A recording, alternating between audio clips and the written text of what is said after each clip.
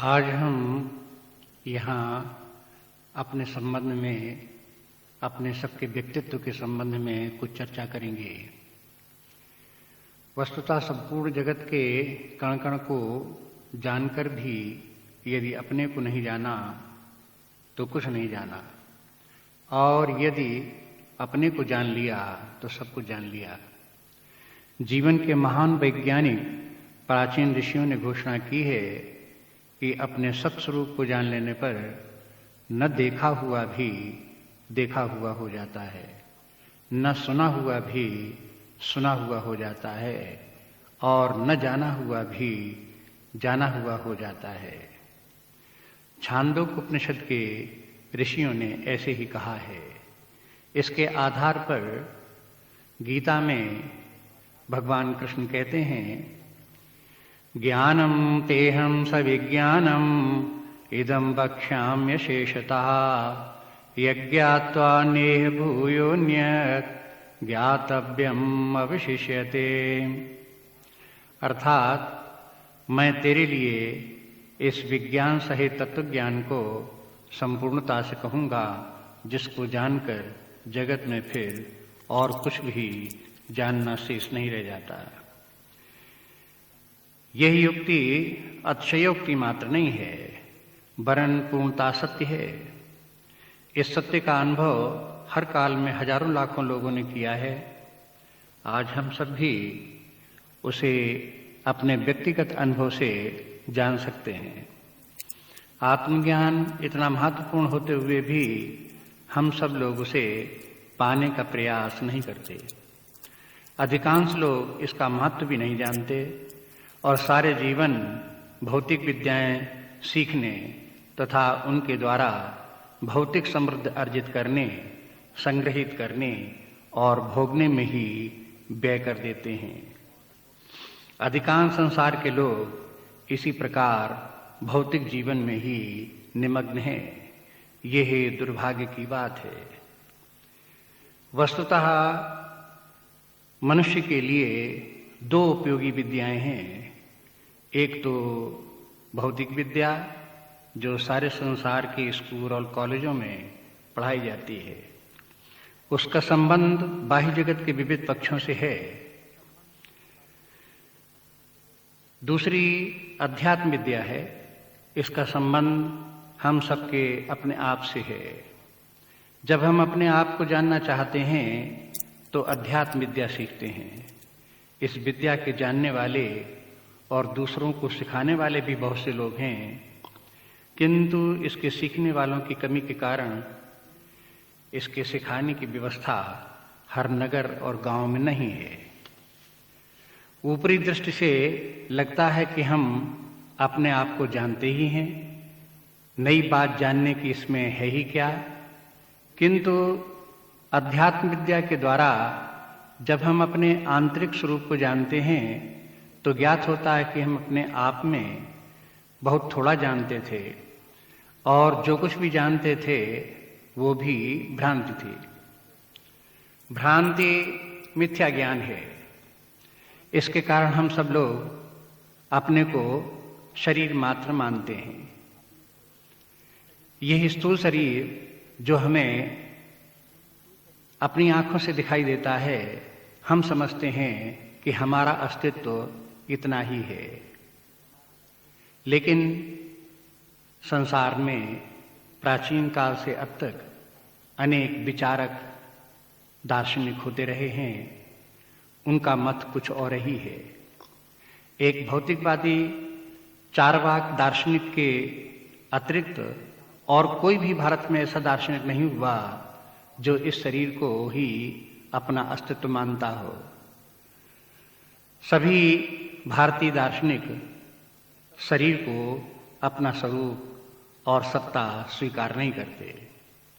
दार्शनिकों में कई बातों पर मतभेद है, किंतु वे सब पुनर्जन्म और कर्म सिद्धांत एक समान स्वीकार करते हैं। सभी दार्शनिक स्वीकार करते हैं कि मनुष्य अपने आप में वास्तव रूप में जीव है और उसका पुनर्जन्म होता है, और पुनर्जन्म का कारण है उसके किए हुए कर्म। ऐसी स्थिति में यह स्थूल शरीर जो हम अपनी आंखों से देखते हैं और जो मरने के बाद पंचभूतों में मिल जाता है, यह एक शरीर छोड़ करके दूसरे शरीर में जा ही कैसे सकता है। इसका तात्पर्य यह है कि इस शरीर से भिन्न कोई और सत्ता होनी चाहिए जो एक शरीर छोड़ करके दूसरे शरीर में जाए। दूसरा जन्म लेकर शरीर धारण करने वाला इस शरीर से भिन्न कोई न कोई अस्तित्व अवश्य होना चाहिए। इस शरीर से भिन्न उसको वस्त्र की तरह धारण करने वाला इसके भीतर कौन है? दार्शनिकों ने इसे जीव नाम दिया है। यह जीव इस शरीर में कुछ काल तक वास करता है और उसके बाद ये शरीर छोड़ करके दूसरे शरीर में चला जाता है। जीव एक सूक्ष्म तत्व है, इसे सूक्ष्म शरीर भी कहते हैं। सूक्ष्म शरीर हम अपने भीतर अनुभव के द्वारा जान सकते हैं। इसके 17 अंग हैं। यह 17 अंग हैं 5 कर्मेंद्रियां, 5 प्राण, 5 ज्ञानेंद्रियां और 2 मन बुद्धि। यदि हम स्थूल शरीर से ऊपर उठकर इन 17 अंगों को पहचाने तो अपने जीव रूप को हम स्वयं जान सकते हैं।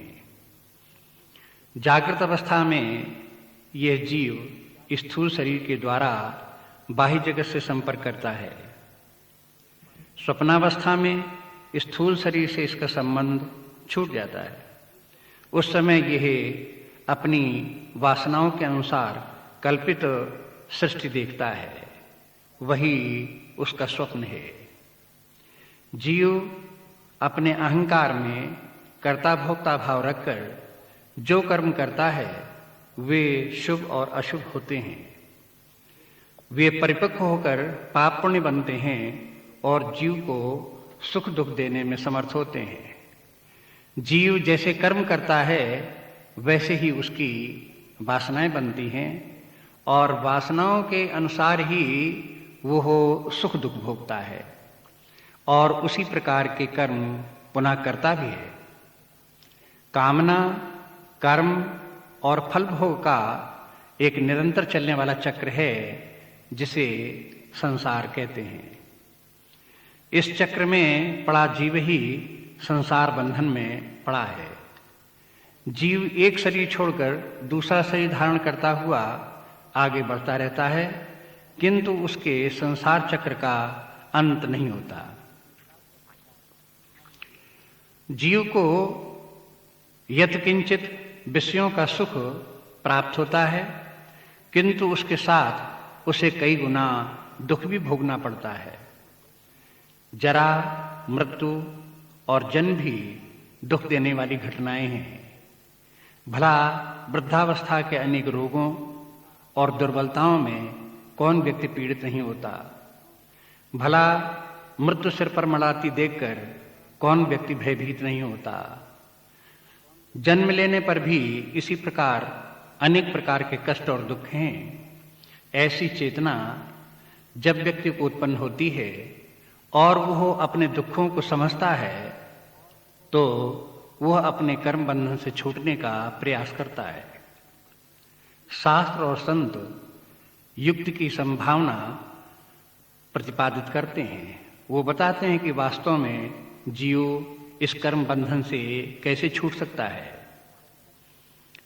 जीव अहंकार त्याग कर आत्मभाव प्राप्त कर सकता है। आत्मा सच्चिदानंद स्वरूप आकाश की भांति व्यापक तत्व है, वही अपना वास्तविक स्वरूप और सत्ता है। जीव भाव और देह भाव ये दोनों ही भ्रांतियां हैं। इन भ्रांतियों में जीवन जीने वाले पुरुष कष्ट, भय, चिंता और दुख से पीड़ित रहते हैं। वे अपनी भ्रांति के घेरे में कितनी ही सुख सुविधा के साधन जुटाते रहें और अपनी परिस्थितियों को कितना ही अनुकूल बनाने का प्रयास करते रहें, किंतु उन्हें शांति और विश्राम नहीं मिलता। ऊपरी दृष्टि से सुखी दिखाई देने वाले पुरुष भी अवसाद और दुख से पीड़ित रहते ही हैं। इस समस्या से छूटने का उपाय भौतिक जीवन में कहीं नहीं दिखाई देता।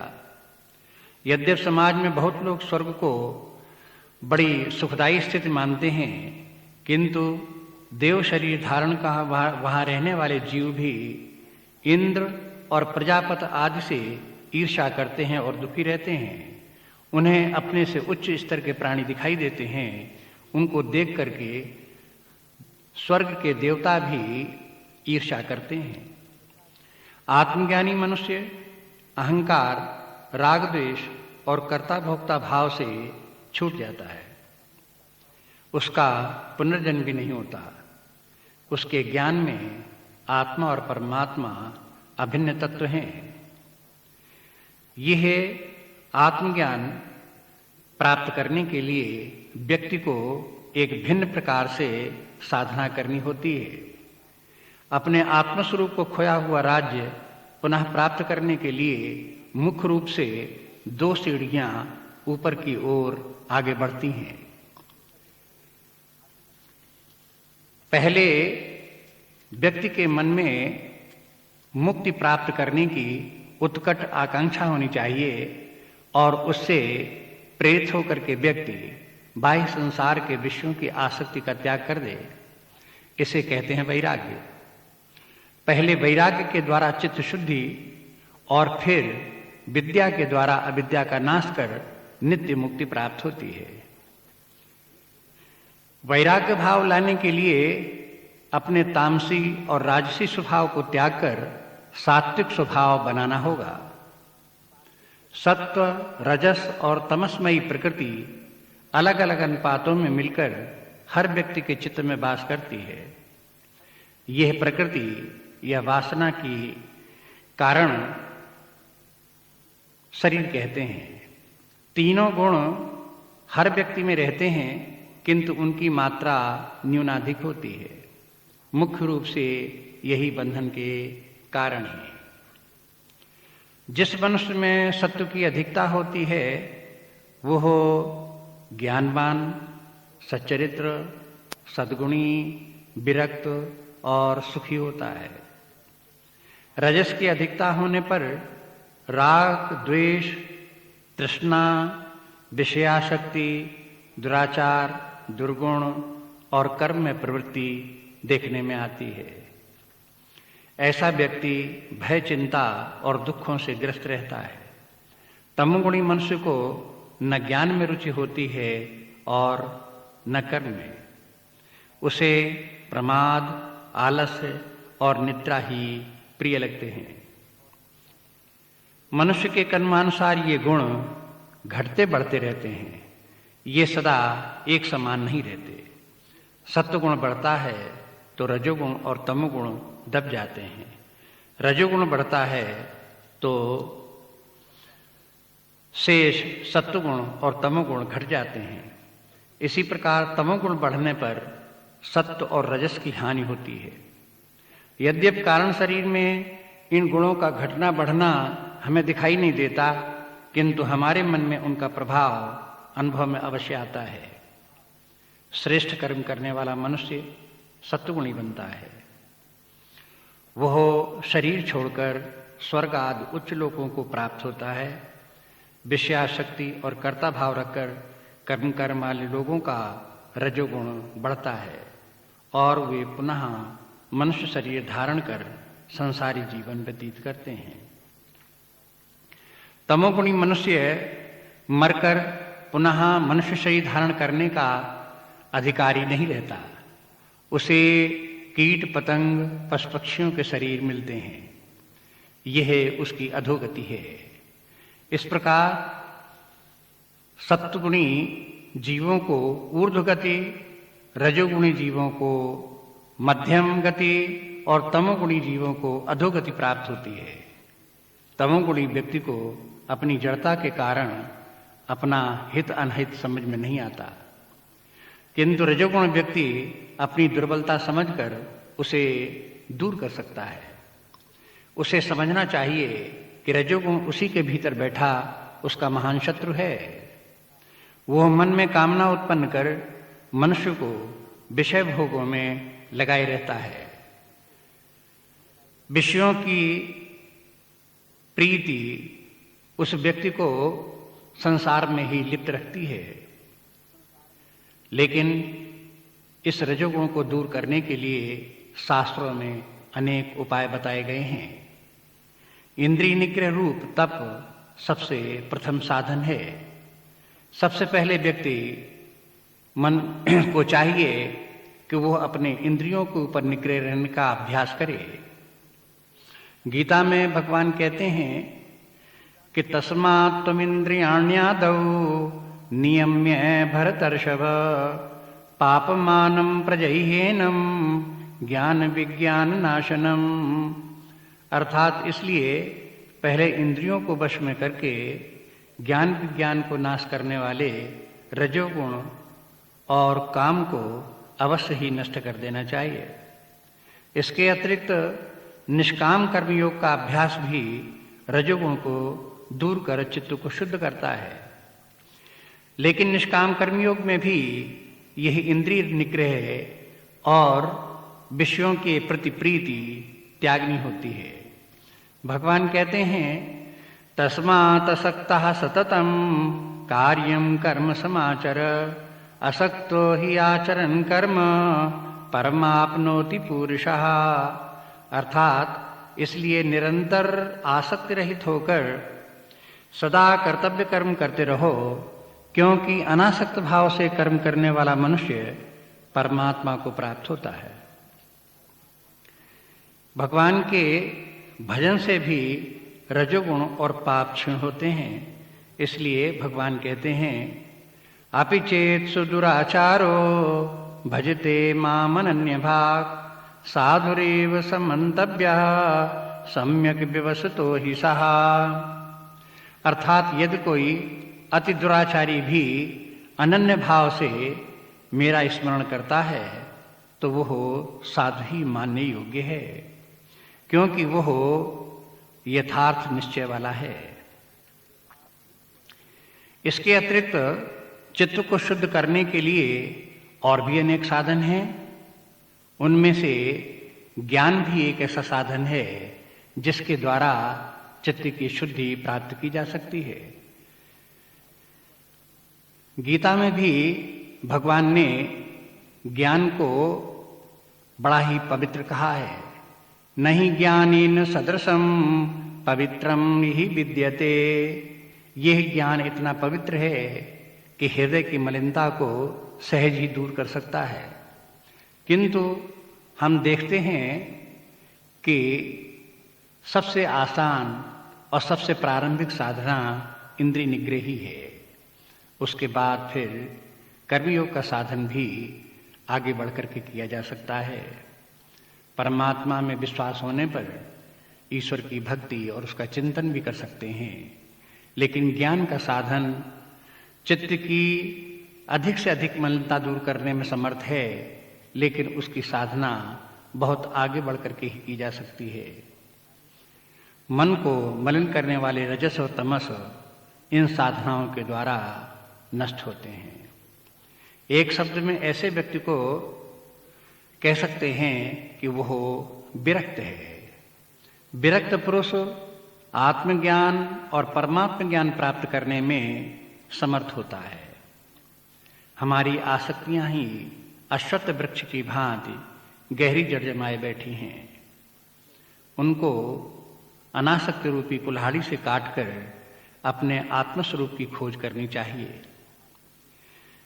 बड़ी दृढ़तापूर्वक भगवान इस बात को गीता में इस प्रकार से कहते हैं कि अश्वत्थमेनं सुविरूढ़ मूलम असंग शस्त्रेण दृढ़ेन छित्त्वा ततः पदं तत् परिमार्गतव्यं यस्मिन् गता न निवर्तन्ति भूया।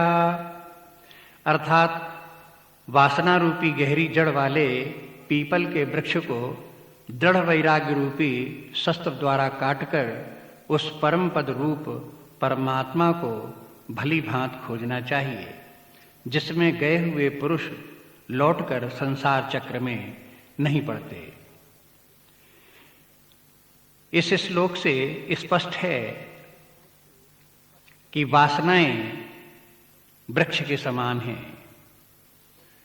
जैसे बीज और वृक्ष का संबंध है, इसी प्रकार से वासना और सूक्ष्म शरीर और कारण शरीर से संबंध है।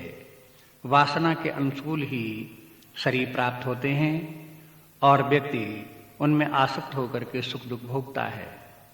एक प्रकार से यह मनुष्य का व्यक्तित्व वृक्ष के समान है और वो बीज और वृक्ष के क्रम से उसी प्रकार से जन्मता मरता हुआ आगे बढ़ता रहता है। जैसे वृक्ष को नष्ट करने के लिए उसके बीज को नष्ट करते हैं, उसी प्रकार से इन शरीर और मन बुद्धि से प्राप्त होने वाले दुखों से छुटकारा पाने के लिए व्यक्ति को सबसे पहले अपनी वासनाओं के ऊपर प्रहार करना पड़ता है और इन वासनाओं को दूर करने के लिए वैराग्य सबसे अच्छी युक्ति है। वैराग्य से धीरे धीरे करके तमोगुण और फिर रजोगुण दूर होते जाते हैं और सत्वगुण की वृद्धि होने पर व्यक्ति उस सत्वगुण के बल पर परमात्मा का ज्ञान प्राप्त करने का अधिकारी हो जाता है और परमात्मा ज्ञान प्राप्त करने पर ही संसार चक्र से छुटकारा होता है। आत्म तत्व की प्राप्ति प्रयत्न करने वाले को ही प्राप्त होती है, किंतु यत्न करने वाला पुरुष रजोगुण और तमोगुण के विकारों से मुक्त होना चाहिए। यतन्तो योगिनश्चैनं पश्यन्त आत्मन्यवस्थितं यतन्तो अप्यकृतात्मानो नैनं पश्यन्ति चेतसः। अर्थात यत्न करने वाले योगी जन अपने हृदय में स्थित इस आत्मा को तत्व से जानते हैं, किंतु अशुद्ध अंतःकरण वाले अज्ञानी जन जो यत्न करते रहने पर भी इस आत्मा को जान नहीं पाते।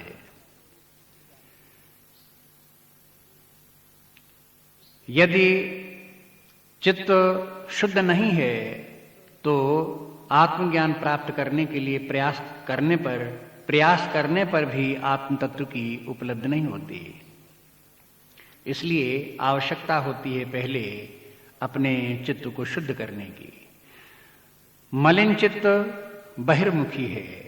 हम बाह्य जगत को अपने मलिन मन बुद्धि से जानते हैं, समझते हैं और उसमें व्यवहार करते हैं, किंतु हम ऐसे बहिर्मुखी वृत्तियों वाले मन से अगर अपने भीतर विद्यमान आत्म तत्व को खोजना चाहें तो ये ऐसा मन या ऐसी बुद्धि इस कार्य में समर्थ नहीं होती।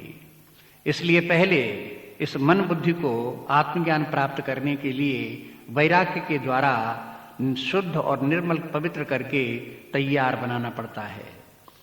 आत्मा आकाश की तरह व्यापक और सर्वगत है, किंतु खोजने वाले को यह सर्वत्र मिलता नहीं।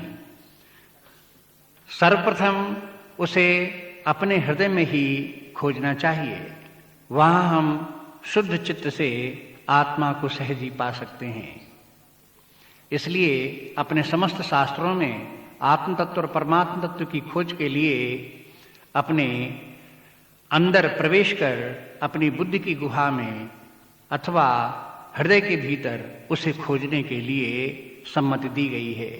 गीता में भी भगवान कहते हैं, सर्वस्य चाहम हृदि सन्निविष्टो, मैं ही सब प्राणियों के हृदय में अंतर्यामी रूप से स्थित हूं। फिर भगवान कहते हैं, ईश्वरः सर्वभूतानां हृदय अर्जुन तिष्ठति।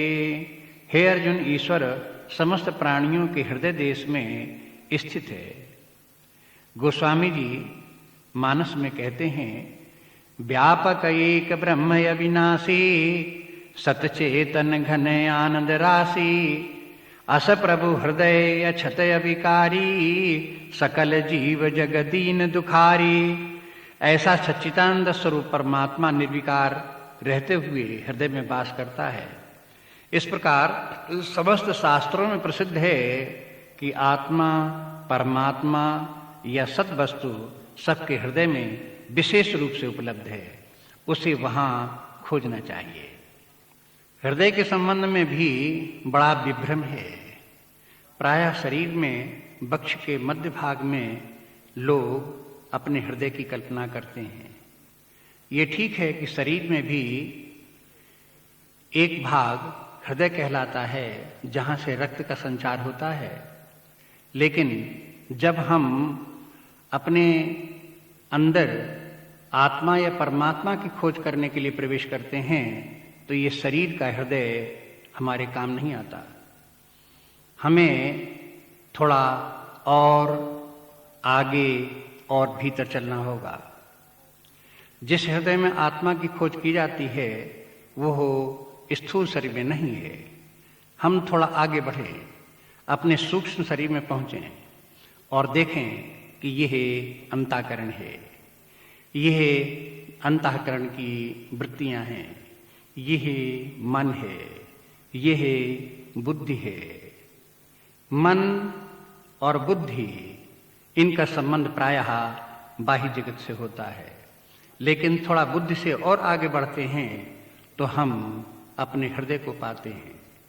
यहाँ नाना प्रकार की ज्ञानात्मक वृत्तियाँ उत्पन्न होती रहती हैं। उसमें प्रेम, दया, क्षमा, करुणा आदि की सात्विक वृत्तियाँ जहाँ उत्पन्न होती हैं उसे हृदय कहते हैं। प्रसिद्ध है कि हम सब हृदय से प्रेम करते हैं। ध्यान दें, प्रेम की वृत्ति या दया की वृत्ति कहाँ उत्पन्न होती है, उसे पहचानें, वही हृदय है। इस विषय में छांदोग्य उपनिषद की एक श्रुति ध्यान देने योग्य है। वहाँ ऋषि कहते हैं, सवा एष आत्मा हृदि तस्य एतदेव निरुक्तिम हृदयम इति तस्मात् हृदयम अहर अहर वा एवं विद स्वर्गम लोकमेति। अर्थात वो यह आत्मा हृदय में है, हृदय अयम, यह हृदय में है, यही इसकी निरुक्ति या व्युत्पत्ति है, इसी से यह हृदय है। इस प्रकार जानने वाला पुरुष प्रतिदिन स्वर्गलोक को जाता है। इस श्रुति वचन में हृदय शब्द की निरुक्ति से यह जानने में आता है कि आत्मा अपने हृदय में है, वही हमें उसे खोजना चाहिए।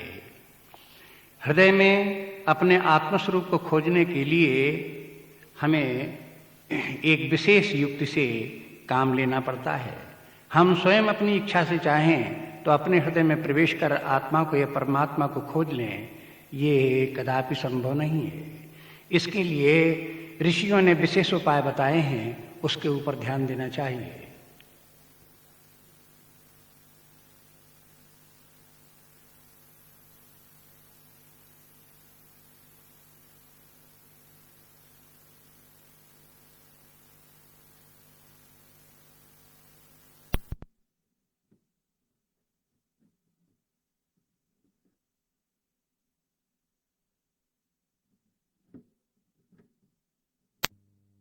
एक ऋषि कहते हैं, परीक्ष लोकान कर्मचितान ब्राह्मणो निर्वेद मायान नास्ति अकृतः कृतेन तद्विज्ञानार्थम सगुरुमेवाधिगच्छे समत्पाणि ही श्रोत्रियम ब्रह्मनिष्ठम। अर्थात कर्म से प्राप्त होने वाले लोकों की परीक्षा कर, माया से विरक्त होकर और ऐसा निश्चय करके कि अकृत वस्तु कर्म से प्राप्त नहीं हो सकती, ब्राह्मण को उसे जानने के लिए हाथ में संहिता लेकर श्रोत्रिय और ब्रह्मनिष्ठ गुरु के पास जाना चाहिए। इस श्लोक में आत्मज्ञान के लिए कुछ आवश्यक शर्तों का उल्लेख किया गया है। पहले मनुष्य कर्म साध्य उपलब्धियों की परीक्षा कर देख ले कि उसे वस्तुतः जो कुछ चाहिए वो वहाँ मिलने वाला नहीं है। कर्म के द्वारा जो कुछ भी प्राप्त होता है वो नाशवान होता है, स्थायी नहीं होता, और उससे जो सुख भी प्राप्त होता दिखाई देता है वो भी क्षणिक होता है। मनुष्य जिस शाश्वत सुख और मुक्ति की इच्छा रखता है वो कर्म से मिलने वाली नहीं है। कर्म नश्वर है और उससे नश्वर वस्तुएं ही मिलती हैं। इसलिए उनके प्राप्त होने पर और भोग में उनके नष्ट हो जाने पर उन्हें प्राप्त करने के लिए पुनः कर्म करना पड़ता है। इसलिए कर्म और भोग का चक्र निरंतर चलता ही रहता है। आत्मा का शाश्वत आनंद कर्म से प्राप्त नहीं हो सकता। उसकी प्राप्ति कैसे होगी, ऐसा समझकर कर्म और भोग के माया जाल से विरक्त हो जाना चाहिए।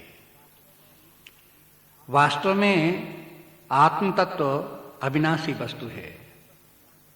अविनाशी वस्तु प्राप्त करने के लिए विनाशी साधन काम में नहीं आ सकते। अविनाशी साधन क्या है? वो है ज्ञान। ज्ञान वो साधन है जिसके द्वारा हम आत्मा को प्राप्त कर सकते हैं, और आत्म तत्व को प्राप्त करके जानकर वो ज्ञान भी निरंतर बना रहता है और आत्मा का आनंद भी निरंतर बना रहता है। विरक्त पुरुष भी आत्मज्ञान स्वतंत्र विचार से प्राप्त नहीं कर सकता।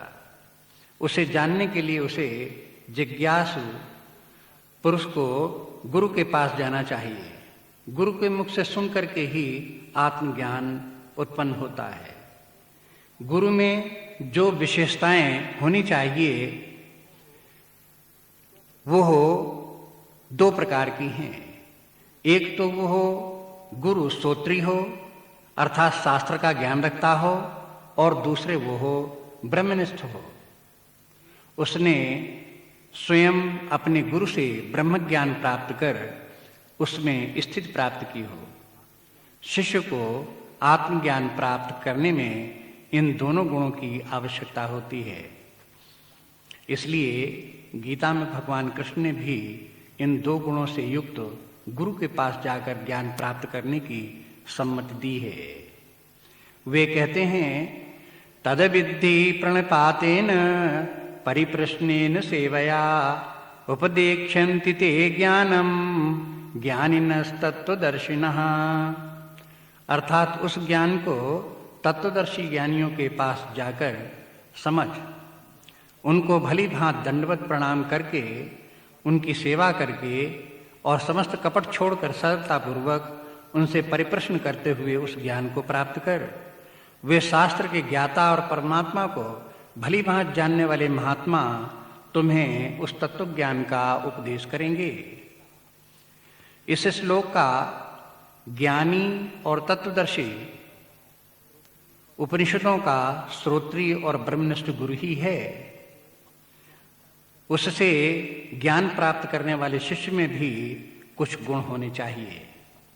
वो निर्वेद मायात अर्थात विरक्त होना चाहिए। उसके अतिरिक्त गुरु के पास विनम्र होकर के ज्ञान ग्रहण करने की भी योग्यता होनी चाहिए। वह प्रणपात और सेवा के द्वारा अपनी विनम्रता और सरलता यानी अहंकार शून्यता व्यक्त करे। इन गुणों से प्रभावित होकर के गुरु उसको आत्मज्ञान का उपदेश देगा। अहंकारी और उद्दंड मनुष्यों को यह ज्ञान प्राप्त नहीं होता। यद्यपि यह समस्त ज्ञान पुस्तकों में लिखा हुआ है, किंतु पुस्तकें पढ़कर किसी के हृदय में आज तक आत्मज्ञान उदित नहीं हुआ। कारण ये है कि पुस्तकों से परिप्रश्न नहीं किया जा सकता। यदि आपके मन में कोई प्रश्न आता है और उसका समाधान तत्काल नहीं मिलता, तो आगे का मार्ग अवरुद्ध होता है और निराशा सी आने लगती है। गुरु के पास ये सुविधा है कि आप अपने प्रश्नों का समाधान तत्काल पा सकते हैं। इसके अतिरिक्त गुरु शिष्य को वही साधना मार्ग बताता है जो उसके लिए उपयुक्त है। शास्त्रों में तो सभी मार्गों का वर्णन है। साधक उनमें से अपने लिए उपयुक्त मार्ग स्वयं खोजना चाहे तो नहीं खोज सकता। इसलिए आत्मज्ञान के लिए गुरु के पास जाना ही उचित है। आत्मज्ञान की साधना के 3 अंग हैं: श्रवण, मनन और निधिध्यासन। महर्षि याज्ञवल्क्य कहते हैं कि आत्मा वारी श्रोतव्य मंतव्यो निधिध्यासितव्य। गुरुमुख से पहले आत्म तत्व का श्रवण करे, फिर शांत एकांत स्थान में बैठकर उसका मनन करे, पूर्व मिथ्या धारणाओं को हृदय से निकालकर सत्य की स्थापना करे। यह मनन का तात्पर्य है। उसे ही वो अपना मुख्य सिद्धांत बनावे। श्रवण करने पर जो सत्य हाथ लगे उस सत्य को स्वीकार करे और उसी को अपना जीवन आदर्श बनावे, उसी को अपनी मान्यता निर्धारित करे। उसी का निरंतर चिंतन करते रहना निधिध्यासन है। अंत में निधिध्यासन का अभ्यास बहुत काल तक करना आवश्यक होता है। लेकिन ये समझ लेना आवश्यक है कि ध्यान से निधिध्यासन में कुछ अंतर है। ध्यान से निधिध्यासन इस माने में भिन्न है कि ध्यान तो अचल आसन पर बैठकर कुछ देर करते हैं, किंतु निधिध्यासन का अभ्यास उठते बैठते चलते फिरते निरंतर किया जाता है। आपने देखा होगा गीता में भी भगवान ने बार बार सतत चिंतन का आदेश दिया है। हम बार बार उस परमात्मा का, अपने हृदय में विद्यमान आत्मा का चिंतन करते रहें।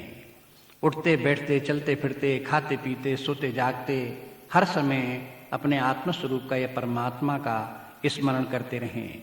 इसी को कहते हैं निधिध्यासन। श्रवण भी एक विशेष कला है। सुनने के साथ उसके अर्थ को समझकर प्रतिपाद्य विषय को अपने अंदर पहचानने का प्रयास किया जाता है। गुरु जिस आत्म तत्व का प्रतिपादन करता है वो हमारे हृदय में पहले ही विद्यमान है, केवल उसे पहचानना है। अपना आत्मस्वरूप हमें बिल्कुल अज्ञात नहीं होता।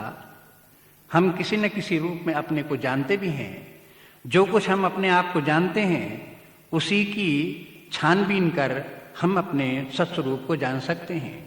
इसलिए श्रवण करते समय जब गुरु हमें हमारे अंदर विद्यमान आत्म तत्व का निरूपण करे तो हमें उस तत्व को तत्काल उसी समय अपने अंदर खोजने, पहचानने और समझने का प्रयास करें। यदि हमें वो अनुभव में नहीं आता, यदि हमें समझने में कहीं भूल होती है, तो हम उसी समय बार बार प्रश्न करें और जब तक कि अपना आत्म तत्व स्पष्ट रूप से समझ में न आ जाए तब तक हम प्रश्न करते रहें और समझने का प्रयास करते रहें। हमें अपने स्वरूप का ज्ञान कराने वाले 3 ग्रंथ हैं, उपनिषद, ब्रह्मसूत्र और गीता। इन्हें प्रस्थानत्रय कहते हैं।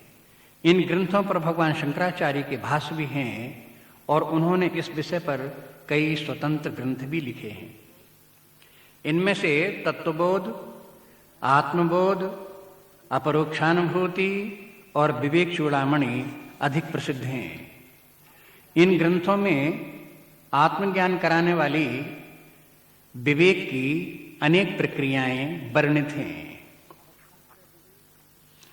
अवस्थात्रय विवेक, पंचकोश विवेक, दृष्टादृश्य विवेक, पंचभूत विवेक आदि के द्वारा विचार करने पर हम अपने सत्स्वरूप तक पहुंच सकते हैं।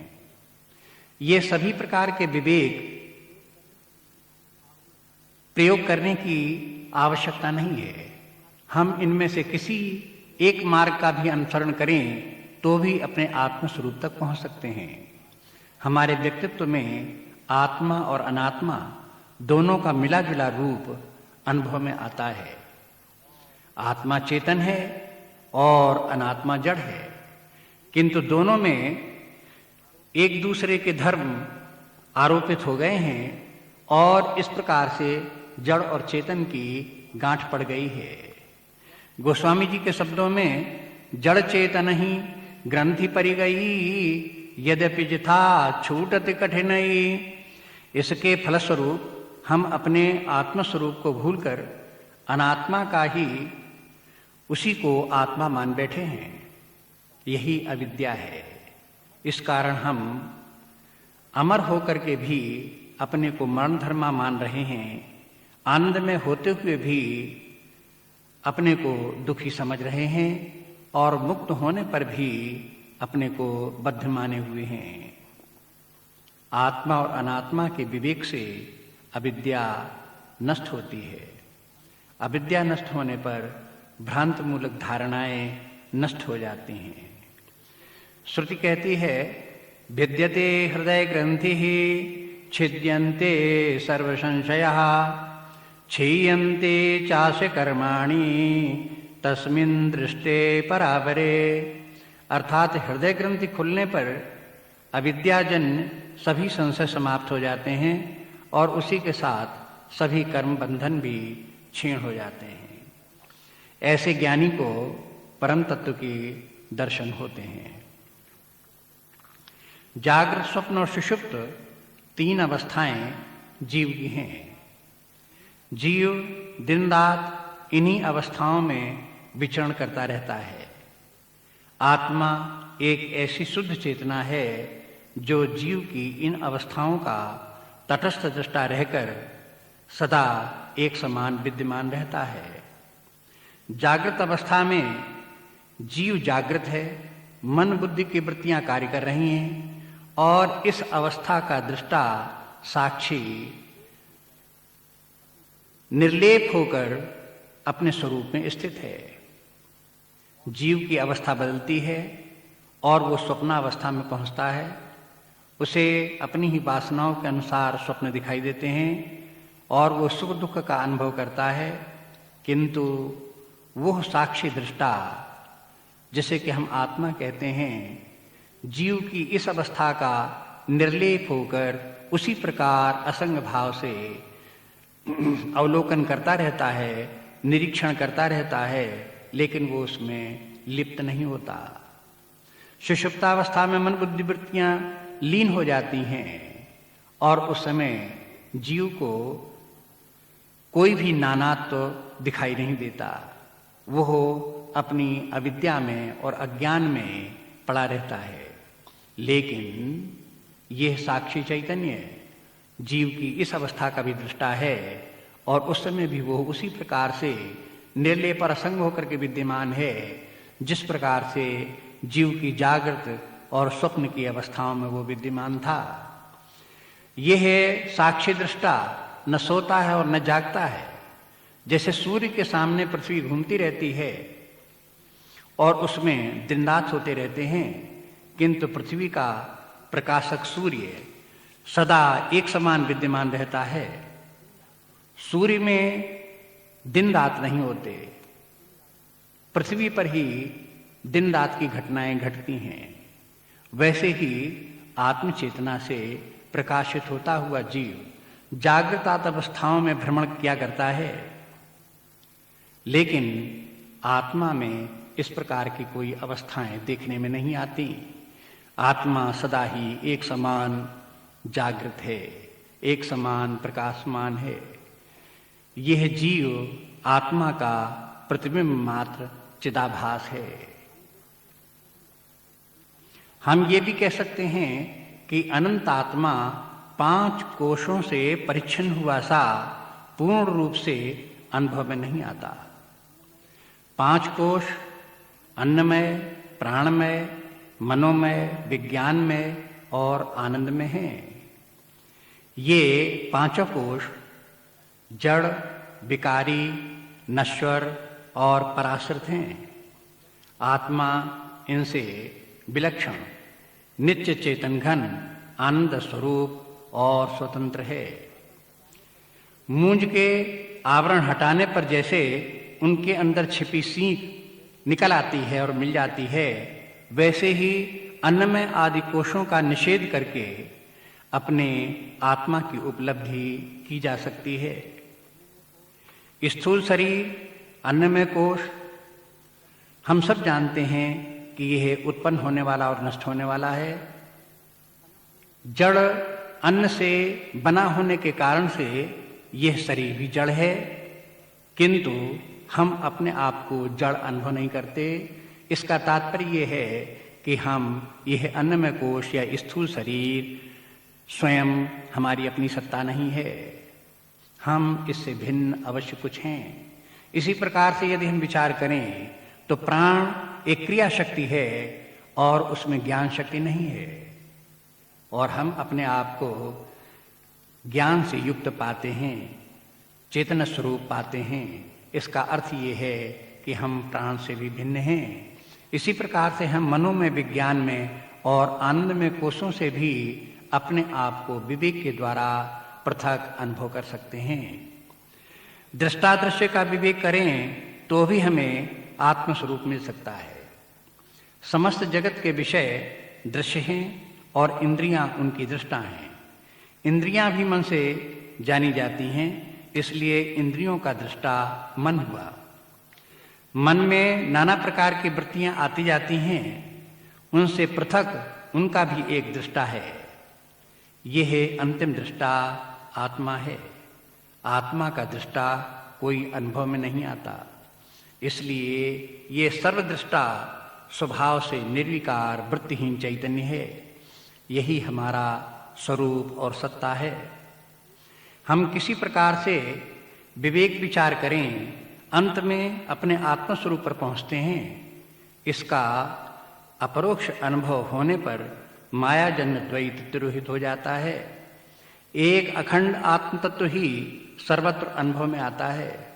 इस स्थिति का वर्णन करते हुए ईशावास्य उपनिषद कहता है, यस्मिन् सर्वाणि भूतानि आत्मैवा भूत विजानतः तत्र को मोहः कः शोकः एकत्वम् अनुपश्यतः।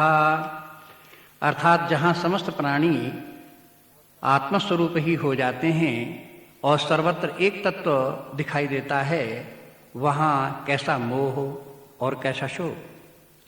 इसी स्थिति का वर्णन करते हुए भगवान गीता में कहते हैं, यज्ञात्वा न पुनर्मोहम एवं यास्यसि पांडव येन भूतान्यशेषेण द्रक्ष्यस्यात्मन्यथो मयि। अर्थात जिसको जानकर फिर तू इस प्रकार मोह को प्राप्त नहीं होगा, वरन संपूर्ण भूतों को निश्शेष भाव से पहले अपने में और पीछे मुझ सच्चिदानंद घन परमात्मा में देखेगा। भगवान फिर कहते हैं कि सर्वभूतस्थमात्मानं सर्वभूतानि चात्मनि ईक्षते योगयुक्तात्मा सर्वत्र समदर्शनः।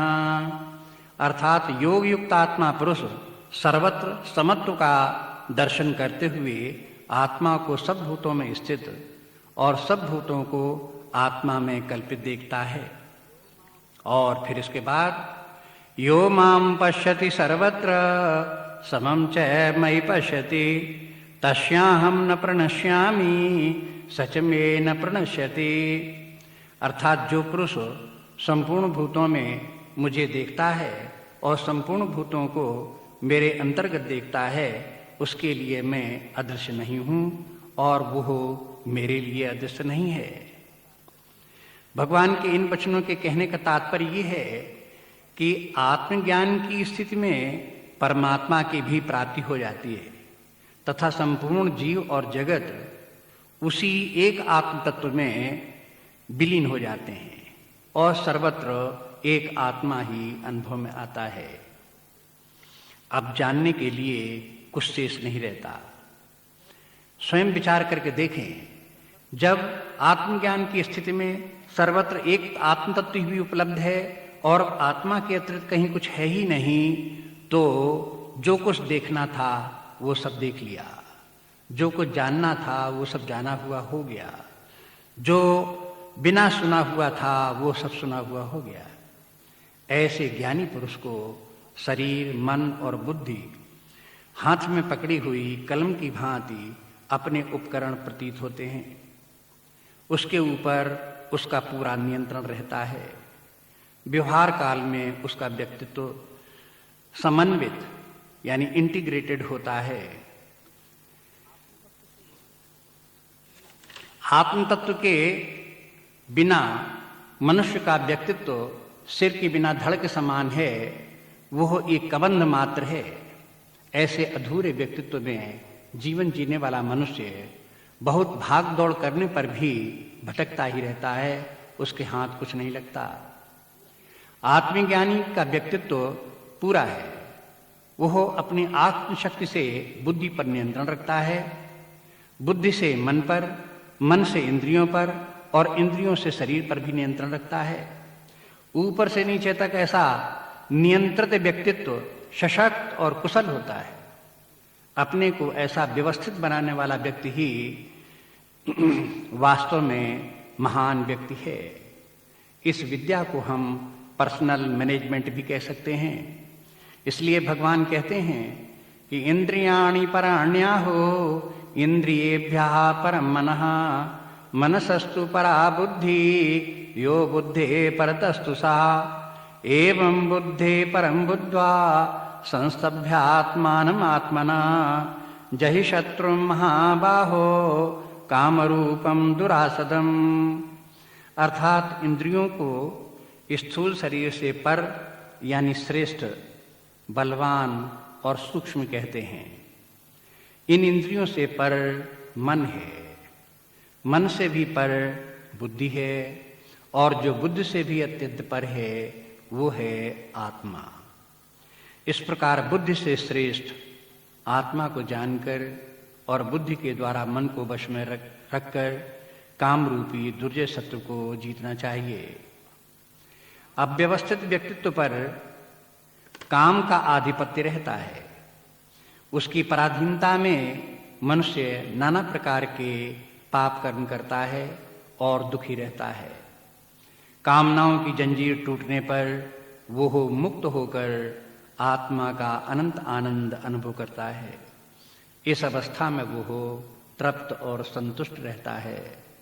उसी का वर्णन करते हुए भगवान कहते हैं, यस्तु आत्मरतिरेव स्यात् आत्मतृप्तस्य मानवः आत्मन्येव च संतुष्टः तस्य कार्यं न विद्यते। अर्थात जो मनुष्य आत्मा में ही रमण करने वाला है तथा आत्मा में ही तृप्त और संतुष्ट है, उसके लिए कोई कर्तव्य शेष नहीं रहता है। उसके संतुष्ट होने का तात्पर्य यह है कि अब उसे निष्कामता का जो आनंद प्राप्त है उससे बड़ी कोई अन्य उपलब्धि संसार में है ही नहीं। इसलिए भगवान कहते हैं कि यन लब्ध्वा चा परम लाभम मन्यन्ते नाधिकम ततः यस्मिन् स्थितो न दुखेन गुरुणापि विचाल्यते। अर्थात अपने आत्मस्वरूप जिस लाभ को प्राप्त होकर उससे अधिक दूसरा कोई लाभ नहीं मानता, उस अवस्था में स्थित योगी बड़े भारी दुख से भी विचलित नहीं होता। वो सदा ही आनंद में मग्न रहता है। सुखेन ब्रह्म संस्पर्शम अत्यंतम सुखमश्नुते।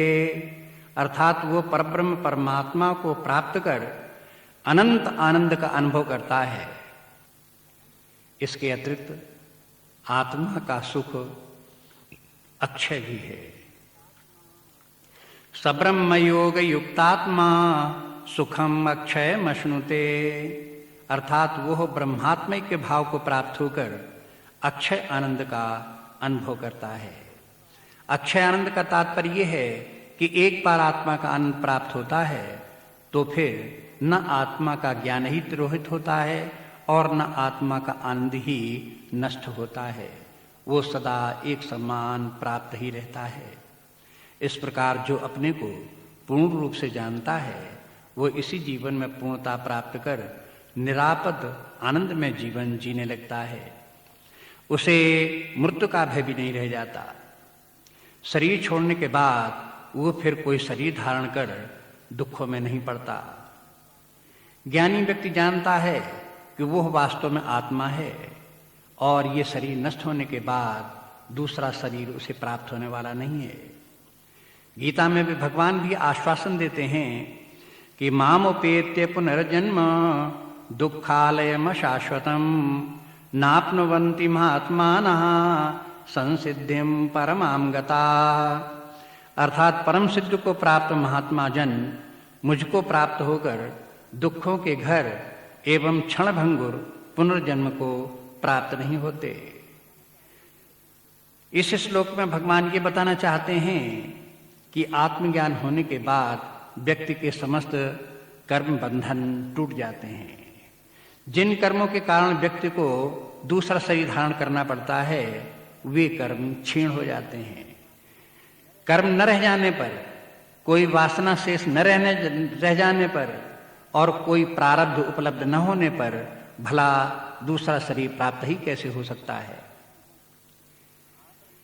भगवान फिर कहते हैं आ ब्रह्म भुवन लोका पुनरावर्तिनोर्जुन माम उपैत्य तु कौन्तेय पुनर्जन्म न विद्यते। अर्थात ब्रह्मलोक पर्यंत सब लोग पुनरावर्ती हैं, उन्हें प्राप्त होकर के पीछे संसार में आना पड़ता है, परंतु मुझ परमात्मा को प्राप्त होकर पुनर्जन्म नहीं होता। यह व्यक्ति की, जीव की सर्वोपरि अवस्था है। इस अवस्था को प्राप्त करके व्यक्ति अपने व्यक्तित्व को पूर्ण रूपेण से जान लेता है। जब तक कि ये संपूर्ण ज्ञान आपका नहीं है तब तक व्यक्ति का ज्ञान अधूरा है, वो अपने आप को पूरा नहीं जानता। अपने आप को पूरा जान लेने वाला व्यक्ति वास्तव में जान लेने से ही पूर्ण है, और जो पूर्ण है उसमें किसी प्रकार का अभाव नहीं। किसी प्रकार का अभाव न होने के कारण से किसी प्रकार की कामना या दुख भी संभव नहीं। इस स्थिति को प्राप्त करना ही मनुष्य मात्र का कर्तव्य है और धर्म है। जिस व्यक्ति ने इस स्थिति को प्राप्त कर लिया वो व्यक्ति धन्य है, वो व्यक्ति सराहनीय, प्रशंसनीय है।